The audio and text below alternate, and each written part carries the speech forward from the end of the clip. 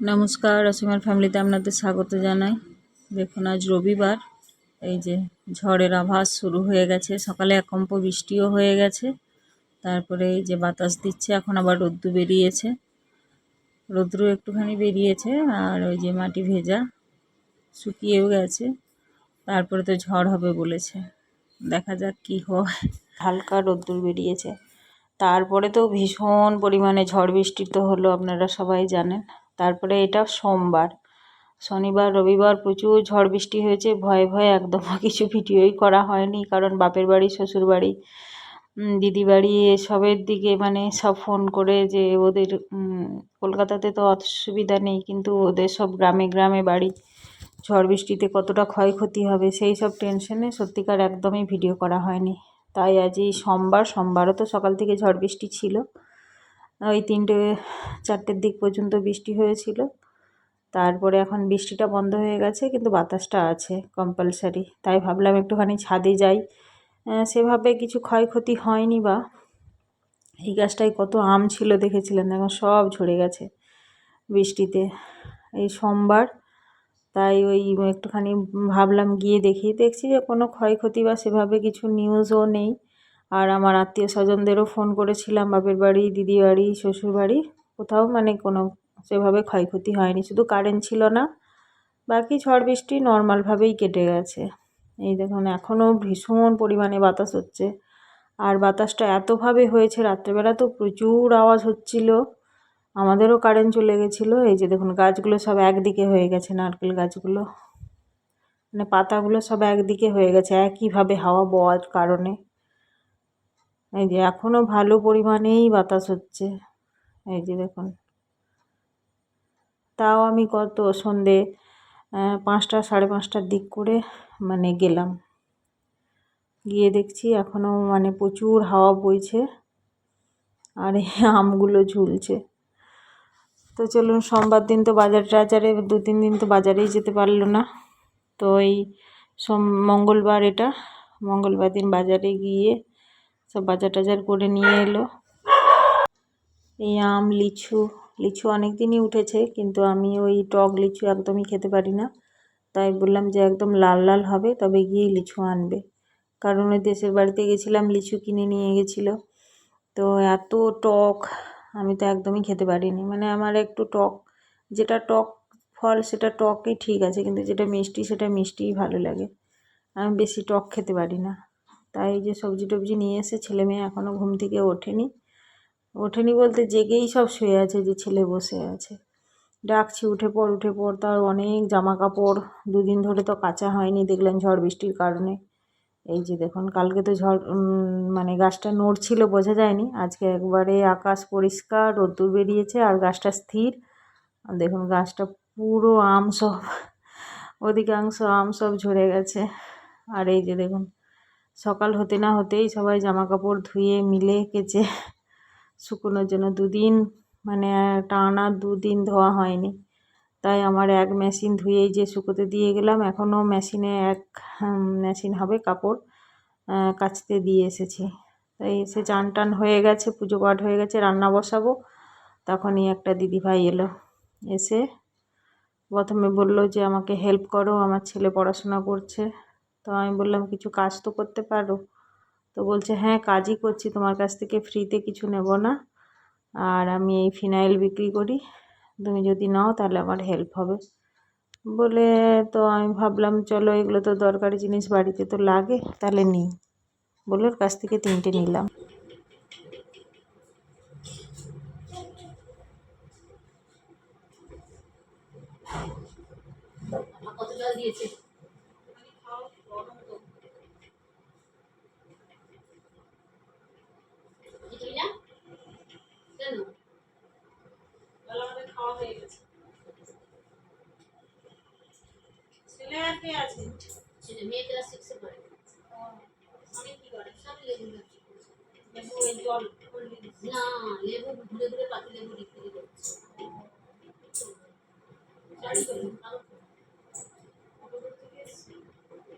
শুধু এই ফিনাইল রাখো, আর কিছু রাখো না।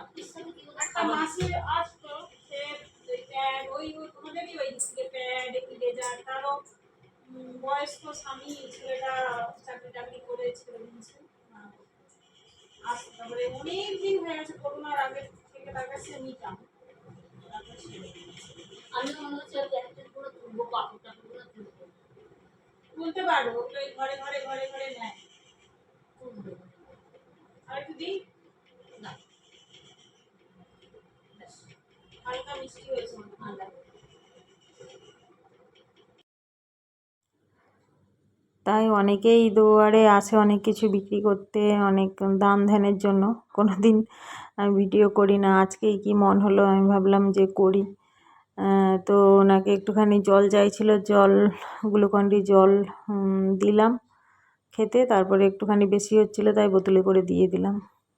তো কোনো দিন কারোরই তোলা হয় না, তো আজকে কি মন হলো যে তুলি। তো ওনার একটা ছেলে একটা মেয়ে, শুনলেন তো, ছেলে পড়াশোনা করছে, মেয়েও ছোট, আর স্বামী ওই পাতিলেবু ফেরি করে করে বিক্রি করে। অনেক দূর থেকে এসছে। ইনারই মতো একটা মানে আরও একটু বয়স্ক মাসিমা আসতেন অনেক দিন আগে, সে করোনার আগে।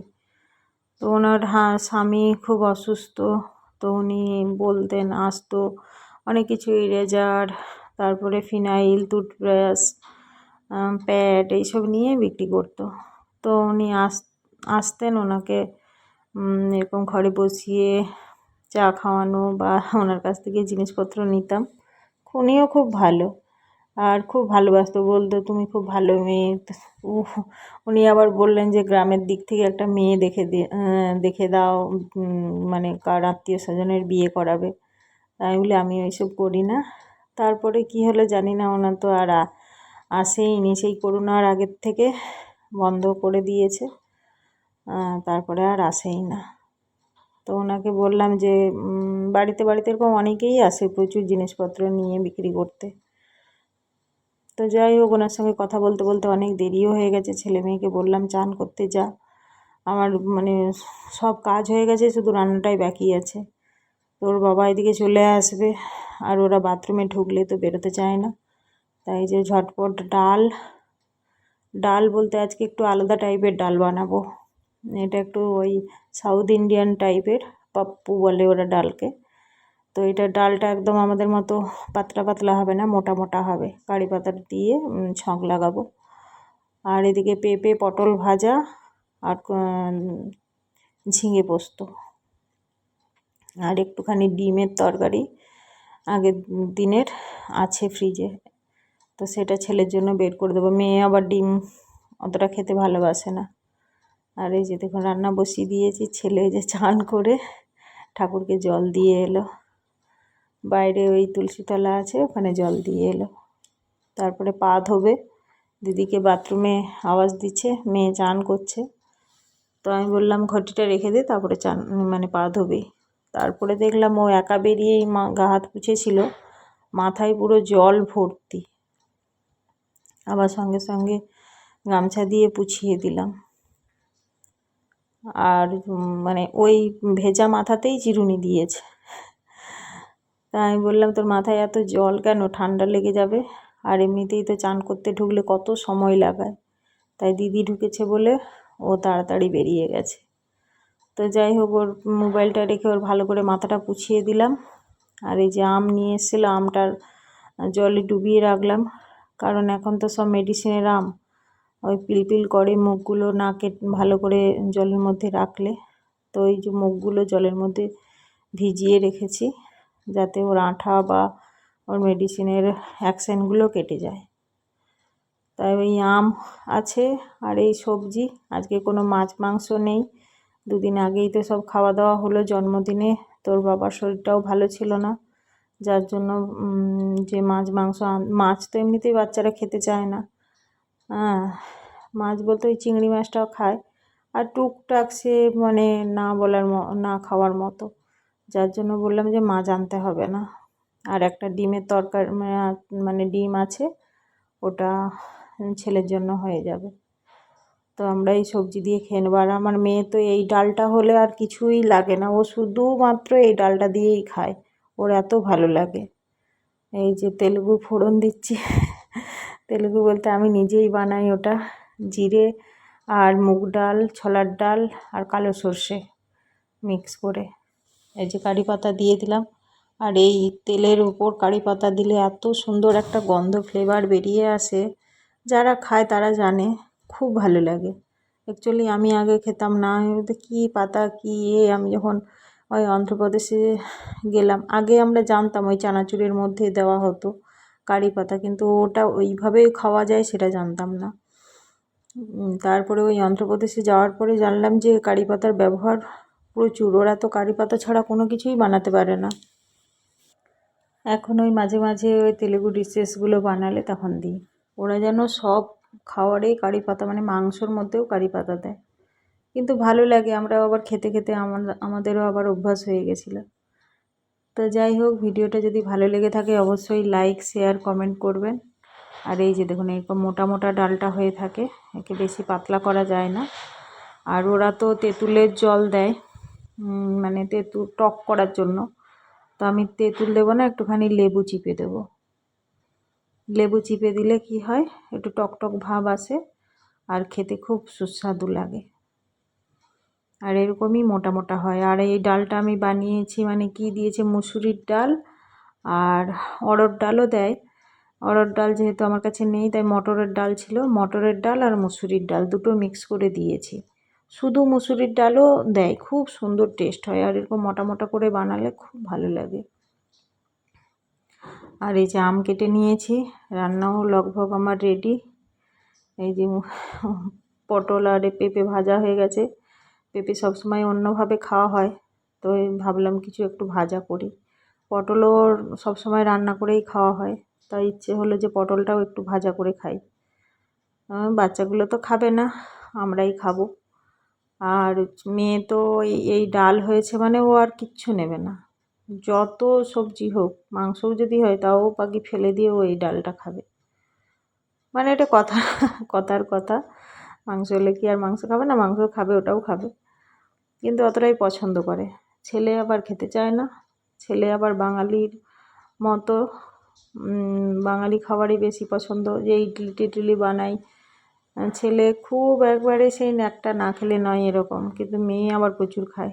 এই যে ডিম আছে, ডিমটা দিয়ে ছেলের হয়ে যাবে, আর বাকি এগুলো দিয়ে আমাদের হয়ে যাবে। তো যাই হোক, ভিডিওটা যদি ভালো লেগে থাকে অবশ্যই লাইক, শেয়ার, কমেন্ট করবেন, সবাই পাশে থাকবেন আর উৎসাহ দেবেন। আপনারা লাইক করলে, উৎসাহ দিলে, কমেন্ট করলে আমার ভালো লাগে, আবার আরও আগে ভিডিওটা বানাতে ভালো লাগে। তো যাই হোক, ভালো লাগলে